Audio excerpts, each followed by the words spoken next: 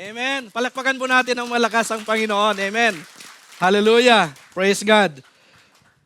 Una po sa lahat, magandang umaga po sa inyong lahat at maging po doon sa ating pong mga kasamahan po sa online at saan man kayo naroon, magandang umaga po, magandang araw sa inyong lahat at welcome po kayo sa gawain po ng Panginoon sa umaga pong ito. Amen? So, wow, dami po nating mga ngayon, mga kasama. Amen? Sa ating pong pagsamba. Amen? Praise the Lord. So, hindi po ito aksidente kung bakit po tayo naririto ngayon, kundi ito po ang kalooban ng Diyos na narito po tayo para po sambahin natin at purihin po natin ang Panginoon. Amen? Hello? Amen. So, uwing-uwi na po tayo. Amen. So, sa umaga pong ito mga kapatid, tuloy po tayo sa ating pong gawain at ako po pala para po sa mga hindi po nakakilala pa sa akin, ako po pala si Pastor Abner Rama po, isa po sa mga pastor po dito sa QAC.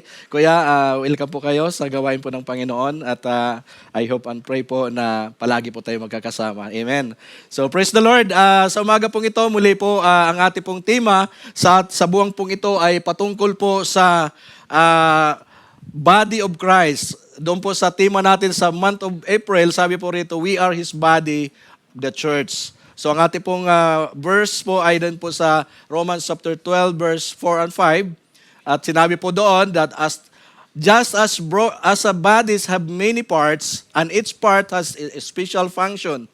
So it is with Christ's body, we are many parts of one body and we are belong to each other. Amen? So it speak about the unity po sa church. Amen? So pero po ang ating pong isi-share po sa inyo ngayon ay makikita po natin dito po sa Dito po sa 1 Corinthians chapter 12 verse 27. Amen? Ito po ay pinamagatan natin that what happened when we are connected in Christ. Amen? So before po, nais ko pong anyahin po ang lahat na tayo po ay tumayo po para sa pagbasa po ng salita ng Panginoon. Amen? So makakauwi po tayo ng maaga mga kapatid, huwag po kayong mag-alala. Isang verse lamang po ito. So, sige po, basahin po natin sabay-sabay. Sa 1 Corinthians chapter 12 verse 27 and the New International Version. Sige po, 1, 2, 3. Now we are the body of Christ and each one of you is a part of it. Amen. Let us pray po. Panginoon, muli po kami o Diyos, nagpapasako, Panginoon. Lord, nagpapakumbaba, Panginoon, sa umaga pong ito, God. Lord, dalangin po namin, Ama, sa umaga pong ito na Ikaw po ang magbukas sa aming mga spiritual na kaisipan, kaunawaan, Panginoon. Lord, upang maunawaan namin ang iyong mensahe sa umaga pong ito, Diyos. Ama, maging po ang iyong abang lingkod, Panginoon, Lord. Marami po ako mga pagkukulang, marami po ako mga bagay na nagawa na hindi po kayo nabigyan ng kaluguran. Ngunit salamat sa iyong biyaya, Panginoon. Salamat sa oras na ito, O Diyos, na dalangin ko, Ama, na Ikaw po, Panginoon, ang kumausap sa bawat espiritu, sa bawat puso ng bawat isang iyong mga anak na narito ngayon, Panginoon. Gamitin mo lamang ako, O Diyos, bilang isa pong daluyan ng iyo pong pagpapalang espiritual, ang iyong mensahe, Panginoon, sa umaga pong ito. Lord, tago mo ako, Panginoon, sa iyo pong kapangyarihan at dalangin ko, Banal na Espiritu Santo, na ikaw pong magsalita, Panginoon. Lord, salamat, Panginoon, ng aking pong sasabihin, ito po ay may kapangyarihan lamang na nagmumula sa iyo. Not my will, but your will be done, Panginoon. Maraming salamat po in Jesus' name we pray. Amen. Amen. So, makakaupo na po tayo. Palakpakan po muli natin ang Panginoon. Yung pinakamalakas na palakpak nyo sa Panginoon. Amen. Yun na lang po ba yung pinakamalakas na palakpak nyo sa Panginoon? Praise the Lord. Hallelujah. Salamat po mga kapatid. At nais ko lamang po na tayo po lahat ay gumising. Amen. So, now, dito po sa ating pong pag-aaralan, maigsi lamang po ito. Yung po dito sa aking pong dictionary or ano ba to, libro na akong ginawa, no? So, ito po ay isa din po sa mga bagay dito na aking pong i-share sa inyo. Ito po ay hindi po sa akin lahat. Mayroon po akong mga kinuha dito sa iba't ibang mga preacher, sa mga books na nabasa. So, tingnan po natin kung ano po ang gusto ng Diyos para po sa bawat isa sa atin sa umaga pong ito. Amen? So, mga kapatid, ang ating pong pag-aaralan, sabi po doon that what happened when we are connected in Christ. Alam po natin mga kapatid na when we are still sinners, no? Yung biniano kan ni Bishop kanina, na tayo po lahat ay makasalanan. We are disconnected po sa ating pong Panginoon. Amen? Tama po ba? Because of sin, we are disconnected. We are nahiwalay tayo. Nahiwalay tayo sa ating Panginoon because of sin na ginawa po ng ating pong mga ninuno. Amen? Kilala naman po natin siguro si Iba at saka si Adan, no? Doon po nag-start po ang sinasabing kamatayan na pinagbawal na kainin ng isa pong bunga ng isang puno sa Garden of Eden na sinabi niya na ma-enjoy nyo ng lahat. Sinabi ng Diyos sa kanila doon sa Garden of Eden na ma-enjoy nyo, makain nyo lahat, maliban lang po sa isang puno na ang bunga noon ay bawal kainin. Amen? Anong ginawa ng demonyo? Winisper kay Iba na hindi totoo yon, di ba? Yung lies kaagad, in-injection kaagad sa kanilang isipan po yung lies po ng kaaway. Amen? Para linlangin po ang mga anak ng Diyos. So mga kapatid, doon po nag-start po ang pagkahiwalay natin sa Diyos. Now, nung tayo ay nakarinig ng salita ng Panginoon, nung tayo ay inimbita sa isang Bible study at inanyayahan tayo at pinaliwanag sa atin kung paano muli maidugtong, maikonek ang ating buhay sa ating Diyos. Sapagkat tayo ay malayo sa Diyos, sapagkat ang Diyos ay banal at tayo ay makasalanan. Amen? So, sorry. Commercial muna. Amen. So thank you, Brother John. So doon po tayo paano po nung tayo po ay nakarinig po ng salita ng Panginoon at kumilos ang banal na Espiritu Santo sa ating mga buhay, doon natin naunawaan na tayo pala ay walang relasyon sa Diyos. Now, nung tayo ay nung tayo ay patanggapin ng ating pong disciple or sino man yung nag-share sa atin ng Word of God, doon po natin na naunawaan na si Kristo pala ay pumarito sa atin, siya ay namuhay dito sa lupa at namatay at pinako sa krus at namatay at nabuhay after 3 days. Amen? At siya ay bumalik sa langit. At nung naniwala tayo doon tayo nagkaroon ng pananampalataya at doon natin naunawaan na tayo pala ay kailangan natin ang ating Panginoon Jesucristo. Amen? Kailangan pala natin ang kaligtasan sa pamamagitan ni Jesucristo. Now, we are again connected ang relasyon natin sa ating Diyos. Amen? So what happened when we are connected in Christ? Ito po yung pag-aaralan natin ngayon. Sabi ko nga po sa inyo, matatapos tayo kaagad ngayon. Amen? Pero di ko alam kung anong ang turo ng Banal na Espiritu Santo ang pangungusap niya sa bawat isa sa atin. Amen? Sabi rito ni Paul, ito po ay sinulat ni Paul, ni Apostle Paul. Sino po nakakilala kay Apostle Paul dito? Taas ang kamay. Sabi ko, taas ang kamay. Amen? Lahat tayo kilala natin si Apostle Paul, di ba? Si Apostle Paul, siya po ay isa po sa mga disciple, no? Isa po sa mga manggagawa ng Diyos. Sinulat po ni Paul ang 1 Corinthians po nang nandun po siya sa Ephesus, no? Ang Ephesus daw po ay now and then modern day Turkey daw, doon po daw yung Ephesus. So nandun po kasi after ng kanya pong third journey, so nandun po siya at saka nag-extend siya doon ng I think 3 years. So nandun pa siya. So pero nung sinulat niya ito kasi may nakarating sa kanya na mga balita. Hindi magandang balita doon sa church ng Corinto, sa mga taga-Corinto. So nabalitaan niya na itong mga churches, itong church na kanyang itinatag doon sa Corinto, may mga tao, may mga kapatiran, may mga mananampalataya sa Panginoong Jesucristo na nagkaroon ng pagka-division. Amen? So yun po yung dahilan kung bakit sumulat po si Paul dito. Kung babasahin po natin, no, kung babasahin po natin yung mga division po na nangyari sa Church of Corinth, ay kung basahin po natin 1 Corinthians chapter 1, no, from verse 10, nandun po makita po natin na yung mga Kristiyano kumbaga nagkawatak-watak sila. Nagsisiraan sila sa loob ng iglesia. Amen? So, nabalitaan ni Paul, alam naman po natin, para lang po sa ating pong kaunawaan, alam naman po natin na ang Corinto po ay isa po sa pinaka-wealthy city po, doon po sa lugar po ng Greece. Amen? Sila kumbaga sa panahon natin ngayon, sila po yung nasa Singapore or sa Dubai. Sila po yung center ng sila po yung sentro ng trade and commerce, no?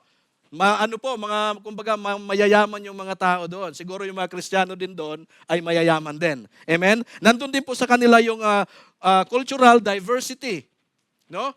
Kahit na, siyempre pag nandun ka sa mga bansang ito, makikita mo na iba-iba ang kanilang kultura, ang kanilang cultural mga paniniwala, no? Ganun yung nila. Nandun din po higit sa lahat. Sorry po. Nandun po higit sa lahat is ang moral corruption and idolatry. Amen. So, yun po yung sa kanila, yun po yung kumbaga masyadong sa kanilang lugar. So, nung nabalitaan, siyempre, ito po yung mga bagay na ito, dahilan po sa kanilang, siyempre, pag ikaw, siyempre, alam naman natin sa mundo, pag ikaw ay nakalamang konti, kapag ikaw ay mayroon kang aral konti, medyo tumataas ka, medyo lumulutang ka konti sa lupa, no? Pagtingin mo sa mga tao, ay parang lamang ka palagi. Yung po yung nabalitaan ni Paul. So, itong itong sitwasyon na to na ayaw ni Paul na siya nga pala, yung mga kultura na yan ay nadala nila sa loob ng iglesia. No? So parang yung mga mananampalataya doon parang sinasabi nila that I am a Christian, I am a believer, but still doing what is yung patterns po sa sanlibutan, yung mga kultura nila. Amen? Kaya po doon po nag-start po yung nung nabalitaan ni Paul, sumulat po siya. Ito po yung sinulat ni Paul. Isang verse lamang po. Sabi po niya rito, kumbaga kung basahin po ito nito, before po sa verse na ito, makikita po natin yung about disunity, about doon sa pagkakampi-kampi, about sa pagmamata sa pride, So makikita po natin doon. Pero dito na po tayo sa conclusion ni Paul para hindi po tayo magtagal. So ang conclusion ni Paul, sinabi po niya rito, now you are the body of Christ. No? Now you are the body of Christ. Kasi may iba, sinabi nga doon kanina nila sa parte ng katawan, yung mata, yung paa, no? Na hindi ang iba minsan hindi lang sila showy, hindi lang nakikita, pero minsan na disregard sila, no? So ang ni Paul yung kumbaga yung kumbaga summary ni Paul, sabi niya, now you are the body of Christ. And each one of you is a part of it. So pinaliwanag ni Paul na hindi dapat tayo ganon. Hindi dapat tayo ganon na watak-watak, mayroon tayong mga pagmamataasan, mayroon tayong mga parang minamaliit natin yung ibang mga kapatiran, no? Tinitingnan natin na mahirap or anuman. So, yun po yung Kaya sabi niya na sa ngayon na tayo ay meron ng Kristo. Sabi niya, kaparte na tayo, kabahagi na tayo sa katawan ni Kristo. Sabi niya, now you are the body of Christ and each one of you is a part of it. So, ibig pong sabihin mga kapatid, tayo po ay kasama na po sa sinasabing kamananampalataya, no? Tayo po ay totoong mananampalataya. Tayo ay tinawag na iglesia, no? Tayo po ay isa na pong kumbaga hiniwalay ng ating Panginoon. We are called out, no?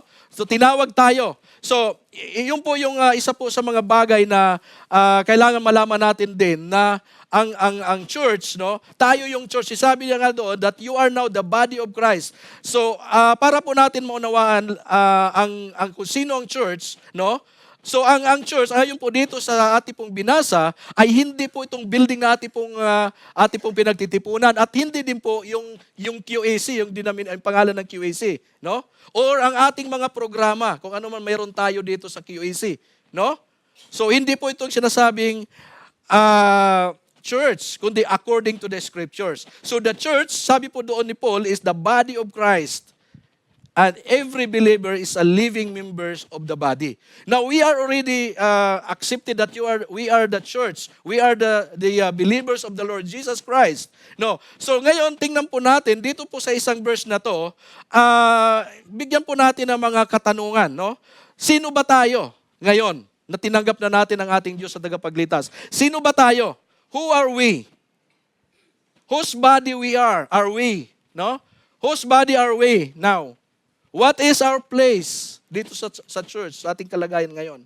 So sinagot po ito ni Paul, sinabi po niya rito that we are the body of Christ. We are the body. Tayo yung katawan.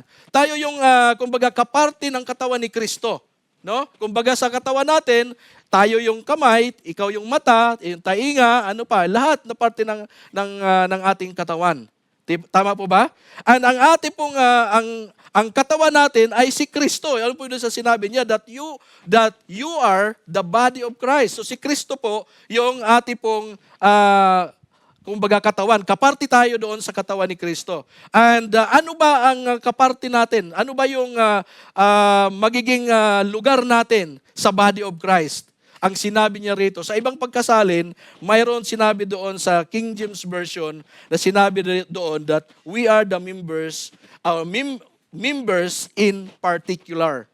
So, we are the members of the body of Christ in particular. So, yun po yung pagkasabi doon sa So now, sinagot po ito po yung mga kasagutan ni Paul na sa ngayon, kung hindi natin alam ang kalagayan natin, kasama tayo kaparte tayo doon sa katawan ni Kristo. Kaya po sinabi doon, each one of you is a part of it. So, kabahagi tayo mga kapatid. Kaya nga sinabi natin na wala pong mga pagdating sa church, wala pong pantay-pantay na po tayo dito lahat. Amen? Kasi isang espiritu na natin. Wala na dapat yung pagmamataasan, wala na dapat pagsisisihan. Amen? Wala na dapat tayong kumbaga ginagawa na ma-offend yung mga kamananampalataya natin. Amen? So, kailangan po na isa na tayo, isang espiritu na natin, isang espiritu na nandito sa atin. So, dapat united tayo pagdating po lalo na sa mga, sa ating pong paglilingkod sa Diyos. Amen? Sapagkat kaisa na tayo kay Kristo. Amen? Wala na tayong sinasabi na ikaw mahina ka, di ka pwede sa taas mag-ministry. Amen? Hindi po. Lahat po na mga anak ng Diyos, lahat po ay may isang kapangyarihan, may isang espiritu ng Diyos. Ngunit nilalagay lang tayo sa tamang posisyon o tamang lugar na kung saan tayo makapag-ministry sa Panginoon. Amen? So, yun po, yung katotohanan po na ito ay siya po ang humuhubog sa atin kung papaano tayo mamuhay, maglingkod, at magmahal, at magpasakop sa ating Panginoon Jesucristo. Amen? Dapat itong mga bagay na to, yung katotohanan na mayroon tayo, dapat ito po yung mga bagay na magamit natin sa ating humuhubog sa atin sa ating pong pamumuhay o sa ating pong paglilingkod sa Diyos. Amen? So, ayun ko, sinabi ko kanina na madali lang tayo, tingnan po natin, gawan po natin ng ilang point po yung ating pong nag-isang versikulo mga kapatid. So, sa umaga pong ito, balikan ko po yung sabi po nyo, now you are the body of Christ and each one of you is a part of it. So, now, hindi po sinabi ni Paul na kung tayo ay lumapit sa ating Panginoon Jesucristo, magiging tayo, you will become or you might be, no? Pero sinabi ni Paul dito na now, you are the body of Christ. Ibig pong sabihin mga kapatid, this is our present spiritual identity. Amen?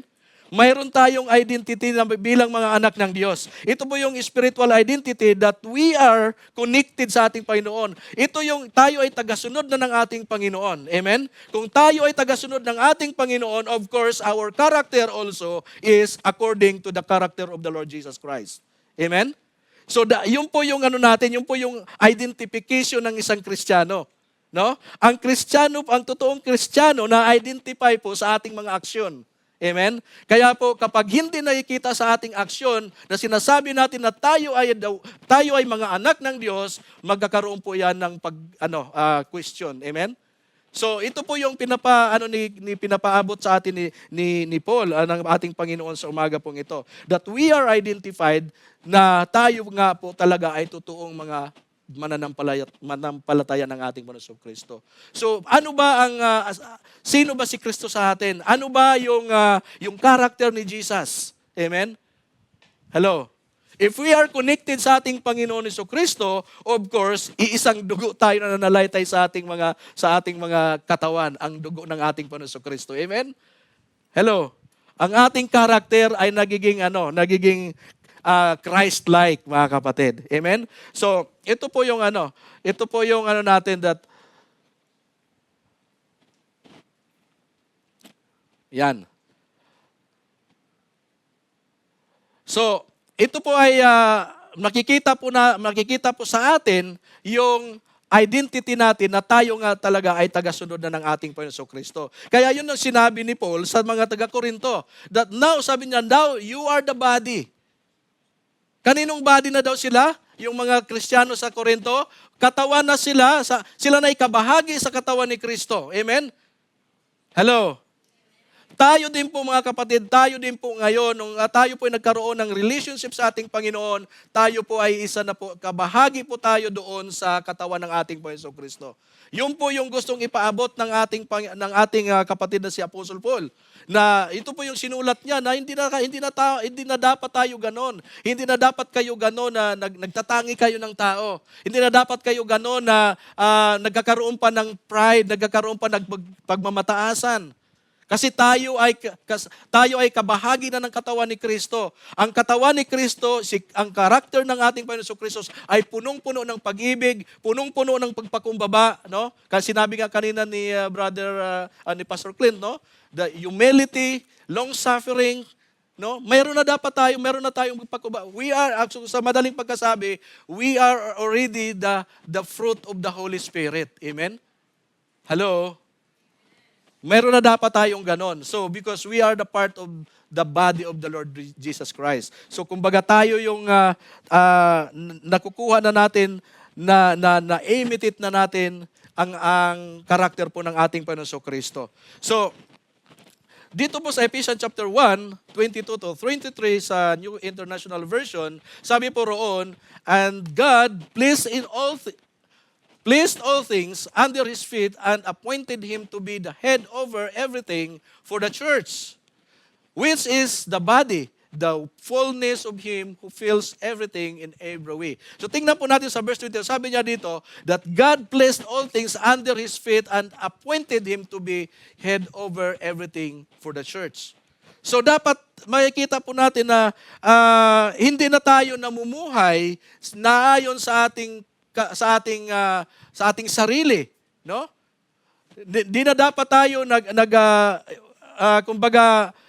gumagawa na ayon lamang sa ating kagustuhan. Sapagkat sinabi niya, nilagay na ng Panginoon ang lahat ng bagay under sa kapaan ng ating Panginoon, appointed Him to be the head over everything for the church. Amen? Pag hindi po natin naunawaan ang mga bagay na ito, ang salita ng Panginoon, mahirap po natin masundan ang karakter ng ating Panginoon. Amen? Kung sino tayo sa harap ng Diyos. Kung sino tayo sa harap ng ating mga kapatiran. Amen? So, hindi na tayo namumuhay na ayon sa ating sarili lamang. Hindi na tayo tumatayo sa sarili nating kagustuhan, kundi ayon sa kagustuhan ng ating Panginoon. Amen? So, our identity, no, is we belong to Christ. Amen? We represent Christ on earth. Kaya nga sinabi that we are the ambassador of Christ. Amen? We are the representative ng ating Panginoon. Amen? Yung hindi natapos ng ating Panginoon Kristo na kanyang ministry dito, tayo magpapatuloy noon. Amen? Kaya tayo ay pinapahayo ng ating Diyos para mag-share ng salita ng Panginoon. Amen? Hello? So we are the representative of Christ here on earth. So we are the ambassador, di ba? Kung basahin natin sa 2 Corinthians chapter 5, verse 20, sinabi po doon. So Christ continues His work through His body. Amen? Now, bakit hindi tayo nakakapag-share, hindi tayo nakakapag-invite ng mga ng mga tao sa ating kapaligiran sapagkat natatakot tayo. Amen? Takot tayo na baka ma-reject tayo. Amen? Tatandaan po natin mga kapatid that the Holy Spirit of God is with us. Amen? Bibigyan tayo ng kapangyarihan, di ba? Binigyan tayo ng Diyos. Sabi nga sa Acts chapter 1 verse 8, you will receive power when the Holy Spirit comes on you, and you will be my witness in Jerusalem, in all Samaria and all Judea and all the part ng ating mundo. Amen? We have to trust sa ating sa Holy Spirit, mga kapatid. Amen? Minsan hindi tayo nakakapag-share ng salita ng Panginoon, minsan nahiya tayo sapagkat hindi natin ginagawa. Hindi nakikita sa ating pamumuhay ang presensya ng Diyos, yung character ng Diyos. Amen? Tumitingin, dinajudge tayo ng mundong ito, no? Kung ang behavior natin na nandito tayo sa ating Panginoon Kristo. Nakikita, binabasa nila ang buhay natin, mga kapatid. That's the reason na minsan ilag tayo sa pag-share ng salita ng Panginoon. Amen? Hello. Salamat sa Panginoon sapagkat dito sa QAC, tulong-tulong po tayo. Wala pong naiiwan. Amen? Meron lang kayo nasabi doon sa mga, yung mga tumayo ka na rito, mostly, ay ito po ay bunga. Sila po yung bunga na kung sa mga kapatiran na walang sawa, na minsan siguro inaayawan na pero makulit pa rin. No? So, nakita natin yung bunga yung pagpapagal ng bawat isa sa inyo. Amen? At sa tuloy-tuloy pa natin itong ginagawa para lang marami pang mga tao na makakilala sa ating Panginoon at makatanggap ng kaligtasan mula sa ating Panginoon. Amen? Hello. Palakpakan po natin ang Panginoon. Hallelujah. So, pangalawa po, as body of Christ, ito po ay, it talks about our relationship saan? Sa kay Kristo. Sapagkat tayo ay kabahagi ng katawan, si Kristo ang ulo. Si Kristo ang ulo ng-iglesia. Amen? Hindi po yung iglesia ni Pero tayo po yung katawan at si Kristo po yung ulo natin ng iglesia. Amen? So siya po yung yung ulo natin. So diyan po sa Colossians chapter 1 verse 8, no? And he is the head of the body, the church. He is the beginning and the firstborn from among the dead, so that in everything he might have the supremacy. 'Di ba? So siya yung pinaka kumbaga sa lugar natin, siya yung mayor natin. Amen? Siya yung pinakamataas sa atin. Amen? Kaya kahit anong sasabihin natin na magaling ka, anong sasabihin natin na malawak ang pinag-aralan mo, under ka pa rin sa supremacy ng ating Panginoon. Amen? Kahit ano ka katalino, kapag hindi mo ginamit ang katalinuhan ng Diyos, kapag hindi mo inacknowledge ang talino ng Diyos, ang pagkamataas ng Diyos sa ating buhay, hindi natin magagawa yon. Amen? So, kailangan po mga kapatid na alam po natin, sigurado po tayo na mayroon tayong totoong relationship sa ating pong Panginoon Jesucristo. Amen? The body of Christ. Ito po yung sinasabi dito that ito po yung relation. Kung connected tayo, yung relationship natin sa ating Panginoon. So, alam po natin mga kapatid, kapag hiwalay po tayo sa head natin, of course, ang katawan natin patay. Amen? Narinig ko po yung kagabi kay Pastor Roy, siguro yun. At the body na hindi nagpa-function, no, ay patay. But, the body only function when it is connected to its head. Amen? So kung wala tayong ulo, no? Paano magpa-function? Patay lahat yung katawan natin. Amen? Kaya po, kapag tayo ay may relasyon sa ating Panginoon, we are connected sa ating Diyos. Amen? He is the head of the body, the church, sa ating mga. So ano po yung ano? Since that Jesus Christ is our supreme or the supremacy sa ating mga buhay, so ano po dapat ang responsibility natin bilang mga anak ng Diyos? Una, no? Dito po, Christ has authority over us. Si Kristo lamang po ang may authority sa ating buhay. Ano po ibig sabihin? Kailangan po natin mag-submit po sa authority ng ating Panginoon Kristo. Bilang mga anak ng Diyos, kailangan po natin yung sinabi nga ni Pastor Glenn kanina, kailangan natin yung submission. Amen? Mahalaga po sa mga Kristiyano, sa mga anak ng Diyos, yung pag-submit o pagsunod po sa ating pong Panginoon. So kailangan sa ating buhay, Christ has authority over us. Amen, mga kapatid? Okay, ano pa? We follow His words. Kailangan yung nabasa natin, dalhin natin na yung may action, natin, put into action. Amen? Kailangan po na kung ano yung narinig natin, we have to obey. Kung ano yung sinasabi ng salita ng Panginoon, we have to obey, mga kapatid, sapagkat we are under His authority. Pag hindi tayo nag-obey, sabi nga, partial obedience is still disobedience. Amen? Disobedience. Tama?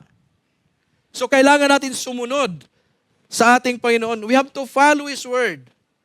Kung tayo ay totoong mga mananampalataya na sa ating Panginoon Kristo, kung tayo ay, napatunayan na natin na si Kristo ay narito na sa atin, huwag po natin sayangin yung pagkakataon na yon. Huwag na po natin haluan ng mga bagay na hindi kagustuhan ng Panginoon. Amen? Hello? Ano pa? Bilang mga anak ng Diyos, isa pa. Ito sinabi po rito that life and direction come from Him. Dapat tayo, mga kapatid, nakadepende lamang sa ating Panginoon. Huwag tayo magdepende sa ating sariling kaalaman. Amen? Huwag tayo magdepende sa ating sariling kagustuhan, lalo na sa ating paglilingkod sa Diyos. Amen?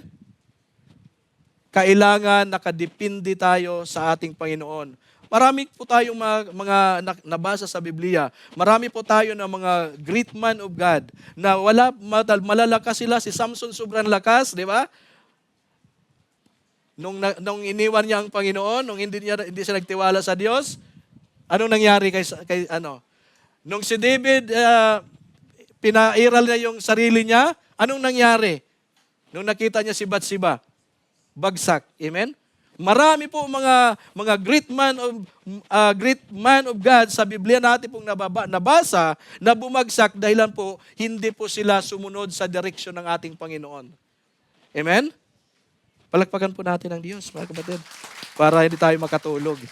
Maiksi lamang po ito. 5 page na lang. Amen? So, sa John chapter 5, sabi po roon, I am the vine, you are the branches. If you remain in me and I in you, you will bear much fruit. Apart from me, you can do nothing. Amen?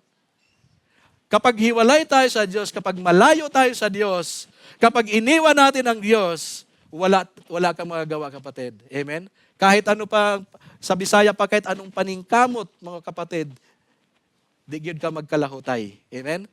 Di ka magtatagumpay. Kahit ano pang kayod mo, di ka magtatagumpay. Amen? Kapag hiwalay ka sa vine. Amen? Kailangan po tayo manatili.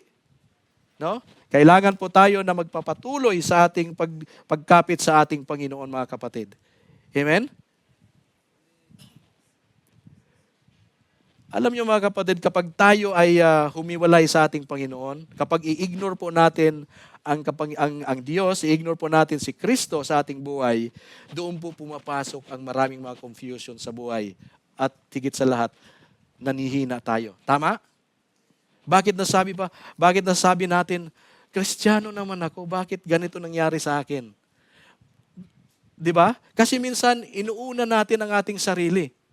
Inuuna natin yung sarili nating kapakanan kaysa Diyos.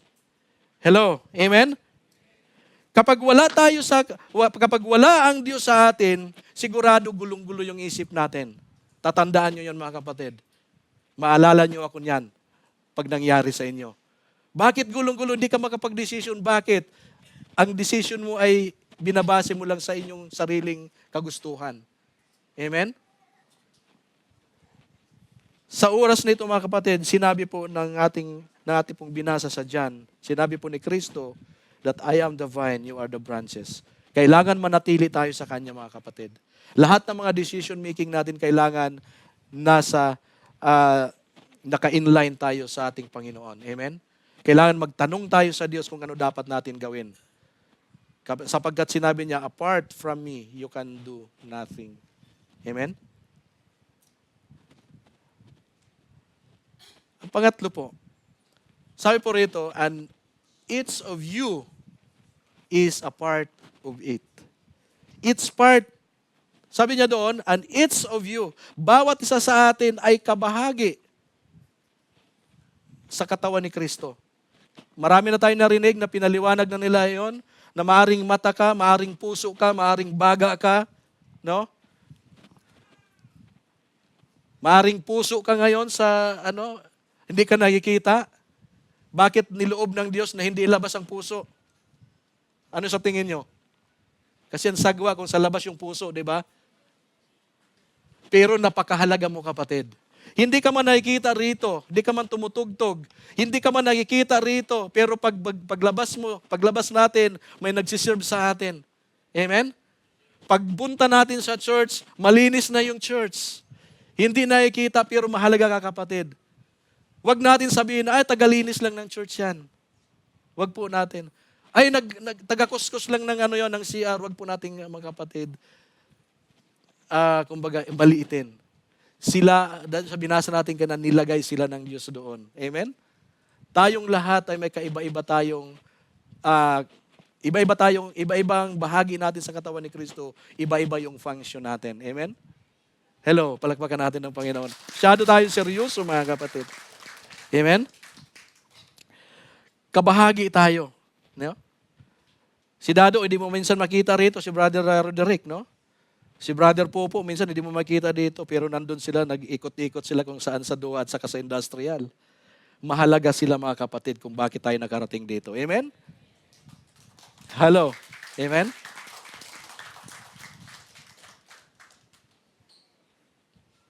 Kaya po kapag tayo po ay sama-sama, kapag tayo po ay tulong-tulong sa gawain ng Panginoon, kapag ang katawan natin ay nagpa-function lahat, ang sarap ng pakiramdam. 'Di ba? Makakahinga ka ng maayos. Amen? Parang ang luwag ng pakiramdam mo. Kumbaga, tayo ay kabahagi ni Kristo, tuwang-tuwa si Kristo sa atin, 'di ba? Amen? Kapag tayo ay masaya naglilingkod sa Panginoon, kapag masaya tayo nagpupuri sa Diyos, kapag naparangalan natin ang Diyos sa ating pong pagkakantaan, napapaindak ang Diyos. Amen? Napapaindak ang Diyos. Hello? 'Di ba? Kapag nakikita ng Diyos na tayo lahat ay nagpa-function. Ang iba, hindi lang natin nakikita, pero they are always, nandun yung desire nila na makapag-share, makapagdala ng kaluluwa dito sa loob. Amen?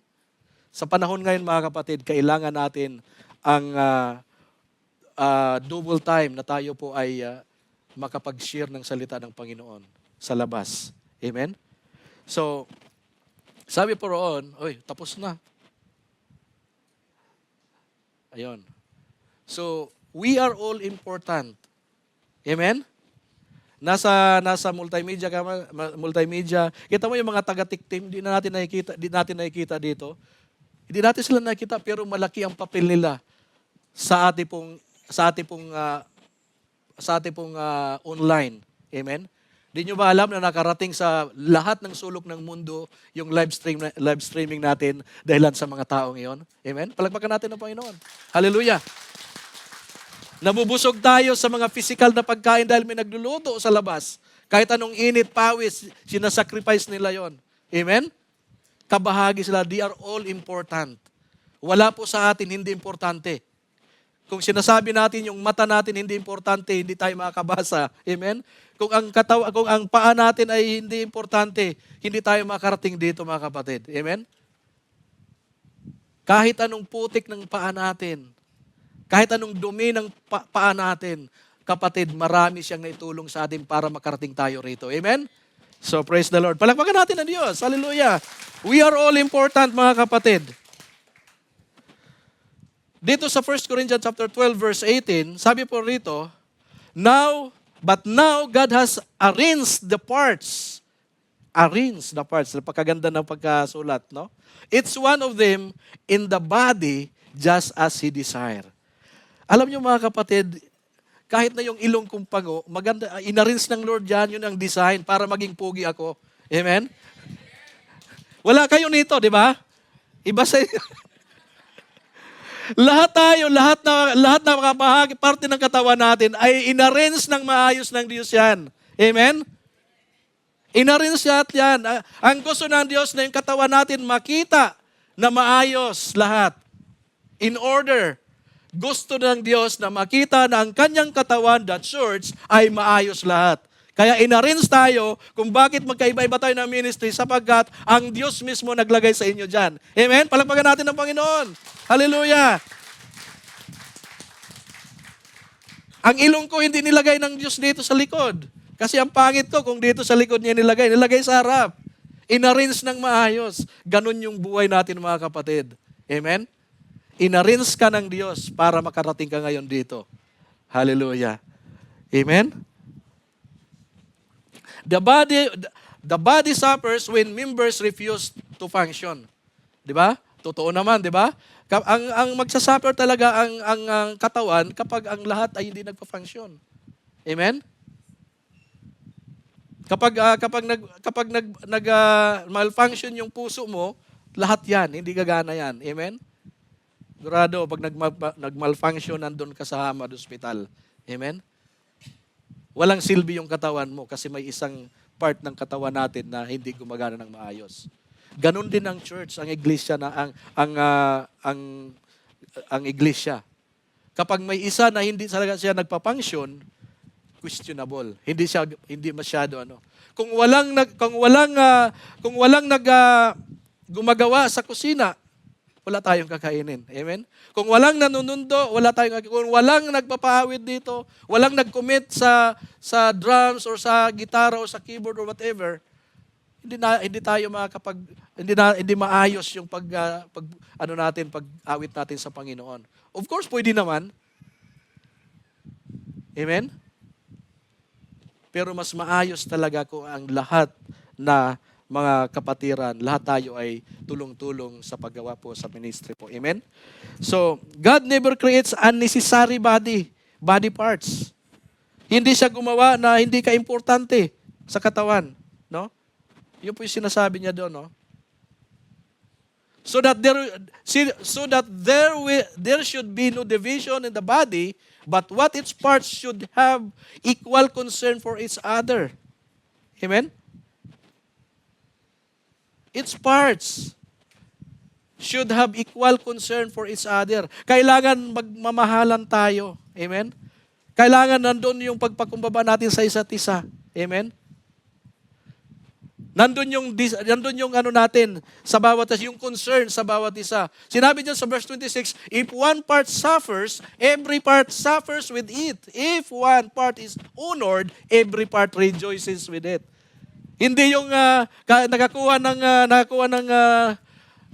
trophy yung mga bullers diyan, no? Yung ibang nagbubuling, sana kami din ganun, di ba? Dapat hindi natutuwa yung iba na pag hindi natutuwa yung iba dahil nag-champion sila, di ba? Hindi maganda. Pero sinabi ni Paul, if one part suffers, every part suffers with it. If one part is honored, every part rejoices with it. Tayong lahat ay masaya. Amen? Dapat. Amen? Hello? Palakpakan natin ang Diyos. Hallelujah. Kailangan na-please natin ang Panginoon. Amen? Anong ibig pong sabihin mga kapatid? Lahat ng mga believers ay may purpose po tayo. Every believer has a function. No believers is insignificant. Lahat po tayo significant, mga kapatid. Amen? So, ano po yung mga sa ano natin? No, may oras pa tayo. So, kailangan po mga kapatid, kung sa ngayon wala pa tayo ministry, wala pa tayong hawak, wala pa tayong involvement na ministry mga kapatid. This is the time to discover of God's given sa atin, yung gift or role natin. Amen? Kailangan po natin mga kapatid na mag-serve, no? Faithfully kung saan tayo nilagay ng Diyos. Amen? Ito doon sa, hindi ko na babalikan yung mga verses, no? Kailangan i-avoid natin yung comparison, jealousy, or pride. Ito yung nangyari, basahin nyo na lang mamaya doon sa chapter 1, verse 10 chapter 1 ng 1 Corinthians, at dito po sa binasa natin, chapter 12, no?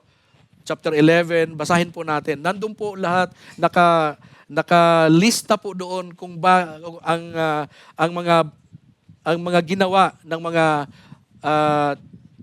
mananampalataya doon sa Corinth, no? Kaya po nag-come up si Pablo, si Apostle Paul, dito siya ng kumbaga yung summary that wag na natin dapat gawin 'yon kasi we are already the body of Christ. We are the part of the body of Christ. So avoid comparison, yung jealousy, at higit sa lahat yung pride. Alam niyo mga kapatid, yung pride, nilalaglag ng Diyos yan mula sa langit. Papayag ba kayo doon? Daling kayo doon, tapos ilaglag kayo? Si Lucifer, ganoon ang ginawa ng Diyos dahil sa pride ni Lucifer. Amen? Kaya yun po yung yun po yung nilalaman ng sulat ni Pablo sa mga taga-Korinto na kailangan i-avoid po natin yung mga bagay na ito. Huwag po natin ikumpara ang paa natin sa ating kamay. Huwag po natin ikumpara ang mata sa ating tainga. Amen? I-avoid po natin. Avoid comparison. Kaya sa narinig ko kagabi kay Pastor Roy, sinabi comparison, it will kills our, ano ba yun? May sinabi siya doon eh. Search nyo lang, panoorin nyo lang ulit yung ni Pastor Roy kagabi. Basta may sinabi siya doon. So, basta ko lang, comparison kills blank. Nyo yon, assignment nyo. Hanapin nyo na lang.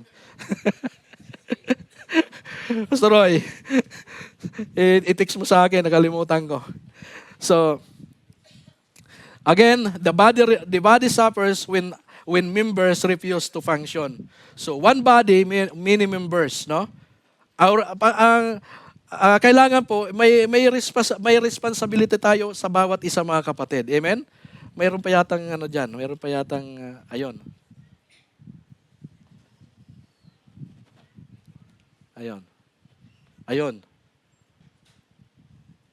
Ayan, Romans chapter 12 verse 10. Sabi po dito, be devoted to one another in love. Honor one another above yourself.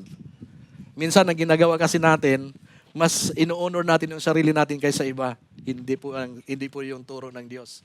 Kaya i-honor natin yung iba kaysa sarili natin. Doon makikita natin na tayo nga talaga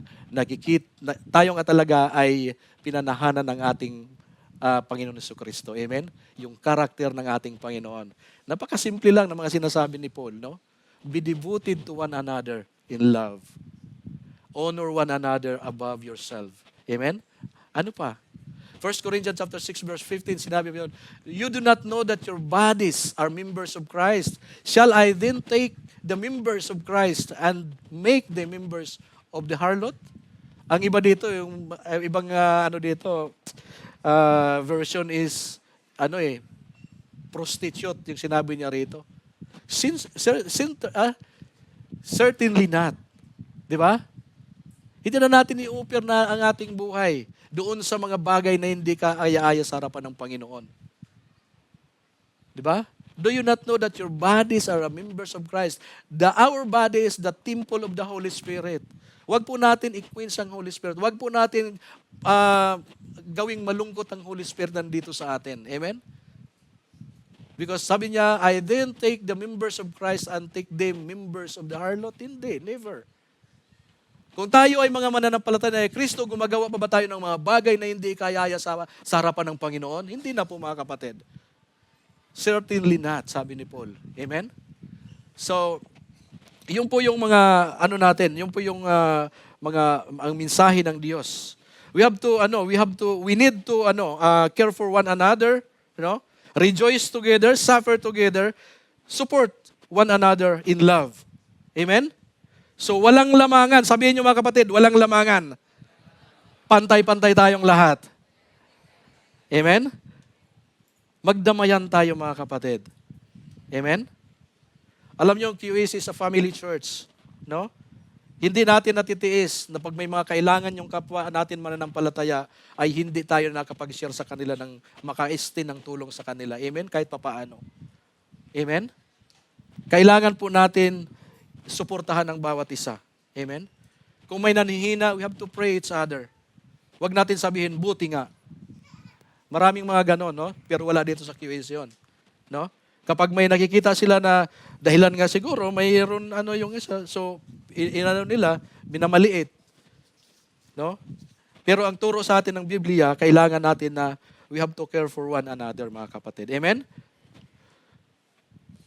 So, tapos na po tayo. Sabi ko sa iyo, tapos na tayo eh. Sa conclusion, mga kapatid, dahil tayo ay kanyang katawan, mahalaga ang ating mga kilos. Amen? Kailangan natin na yung action natin, no? Dahil katawan na tayo ng Diyos. Mahalaga yung action natin. Amen? Ang ating pamumuhay ay sumasalamin kay Kristo. Dapat yung pamumuhay natin ay nakikita. Yung buhay natin ay nakikita ang buhay ni Kristo sa atin. Amen? Hello? Our conduct reflects Christ sa ating mga buhay, mga kapatid. Ano pa? Itong last po, mga kapatid, ang ating kabanalan ay magbibigay pugay sa Panginoon. Mahalaga sa atin, mga kapatid, yung kabanalan, the holiness na meron tayo ay nagbibigay pugay. Or, sabi pa nga sa English, our holiness honors the head na ating Panginoon Kristo. Without the holiness, we cannot praise God. We cannot honor God. We cannot glorify God sa ating mga buhay. Kaya mga kapatid, bago po tayo lumabas sa umaga pong ito, alam na po natin kung paano po natin i-honor. If we honor each other, if we care each other, ino-honor natin ang Panginoon. Tandaan natin, mga kapatid, yun po yung sinasabi ng salita ng Panginoon. Doon sa isang maiksing word na sinabi ng Panginoon sa atin sa pamamagitan ni Paul, marami tayong natutunan doon, mga kapatid. Amen? Hello? So, kailangan po, mga kapatid. Ephesians chapter 5 verse 20 to 27, sabi po rito, and to present her to himself as a radiant church, without stain or wrinkle or any other blemish, but holy and blameless. We have to present our life to Jesus with holiness and blameless. Amen? Na walang kapintasan, mga kapatid. Amen? Palakpakan natin ang Panginoon. Amen? Hallelujah. So maraming salamat po sa inyong lahat sa pakikinig. I do believe and hope and pray na sa maiksing isang salita na ating pong pinakinggan sa oras na ito, marami po tayong napulot. Amen? Hallelujah. Praise God. Tayo po ay yumuko, tayo po ay manalangin. Dakilang Diyos, Ama, maraming salamat, Panginoon, sa oras na ito. Salamat, Lord, sa kapahayagan, Panginoon.